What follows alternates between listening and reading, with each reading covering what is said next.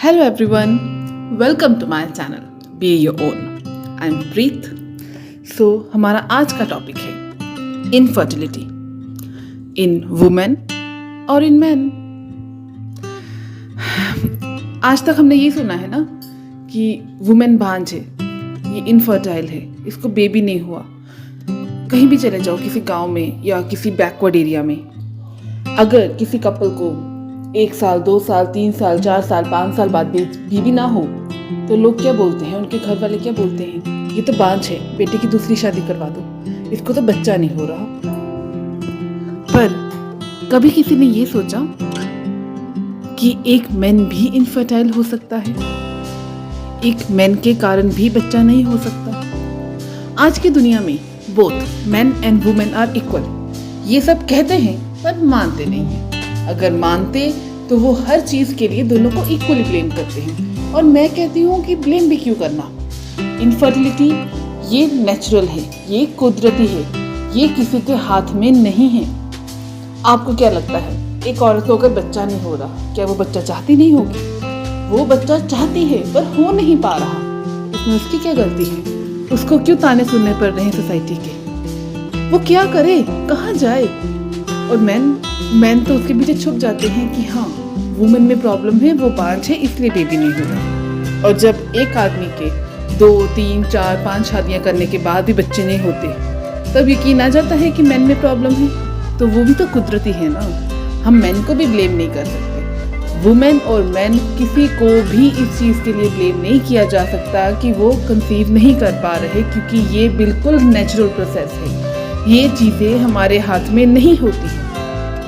अगर हम IVF process या IUI प्रोसेस में भी जाएं तो वो भी डॉक्टर भी लैब में ही सब कुछ करके देंगे. लैब में करने के बाद आपके अंदर जाएगा एम्ब्रियो ट्रांसफ़र होकर. वो हो ना हो वो हमारे हाथ में नहीं है. एक लेडी के अंदर फैलोपियन ट्यूब्स की प्रॉब्लम हो सकती है, उसके AMH लेवल डाउन जा सकता है, बहुत सारी दिक्कतें होती हैं. मैन के सीमन अच्छा नहीं हो सकता. आजकल तो टेराटोजोस्पर्मिया, एस्पर्मिया, बहुत सारे ऐसी प्रॉब्लम्स आती हैं मैन में भी, मोर्टेलिटी अच्छी ना होना. इसके लिए किसको ब्लेम करेंगे? हम बोलेंगे कि मैन का ये अच्छा नहीं है इसलिए बेबी नहीं हो रहा, ही इज़ इनफर्टाइल. इसमें उसकी क्या गलती? उसने कुछ किया है, वो नहीं चाहता कि बेबी हो. ये नेचुरल है. हमको ये समझना पड़ेगा आज की सोसाइटी में कि मैन और वुमेन दोनों में से किसी को भी ये दिक्कत आ सकती है. ये नेचुरल कंसेप्शन हो या IVF कंसेप्शन हो, किसी में भी अगर प्रॉब्लम आ रही है, बेबी नहीं हो रहा, तो ये कुदरत चाहती है. इसमें वुमेन और मैन कुछ नहीं कर सकते, उनकी कोई फॉल्ट नहीं है. तो क्यों उनको सोसाइटी के ताने बार बार सुनने पड़े? जो आता है समझा कर जाता है, बेटा ऐसा कर लो, ये दवाई खा लो, ये बाबा के पास चले जाओ, वहां गए थे उनको हो गया था. नो, ऐसा करने से कभी नहीं होगा. आप कुदरत के साथ खिलवाड़ नहीं कर सकते, ये बात आपको समझनी पड़ेगी. अगर आप चाहते हो कि सब कुछ सही हो और आपका हो जाए, आप बेबी चाहते हो, आप कंसेप्शन चाहते हो, तो ये दिखावे की दुनिया, ये ताने, इन सब चीज़ों से दूर जाकर सबसे पावरफुल हथियार है प्रेयर.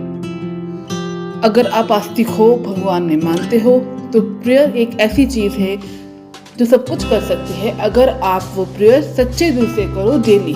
अब जो मर्जी भगवान को मानो, कि जैसे हमारी सोसाइटी में अलग अलग रिलीजन है, हर लोग अलग अलग भगवान को मानते हैं. आप जिस भगवान को मानते हो आप उससे प्रेयर करो.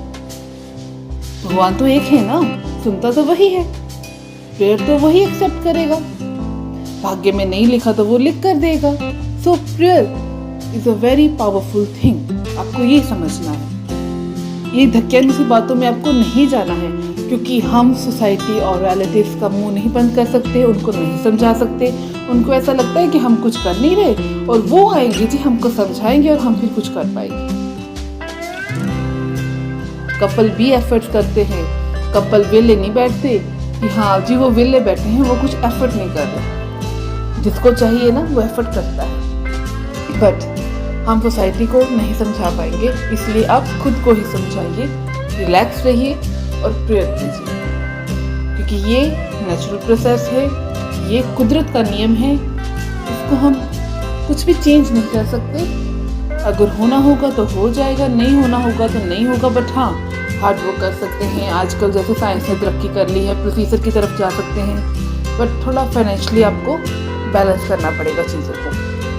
एंड आपको फिजिकली एंड मेंटली भी स्ट्रॉन्ग होना होगा, specially for a female. Male को भी मेंटली स्ट्रॉन्ग होना पड़ेगा, उनको फिजिकली तो कोई प्रॉब्लम नहीं होगी, बट या अगर वो मेंटली स्ट्रॉन्ग होंगे तो वो अपनी वाइफ को भी मेंटली एंड फिजिकली स्ट्रॉन्ग कर पाएंगे। चलिए, ये टॉपिक है तक। Thank you so much for watching.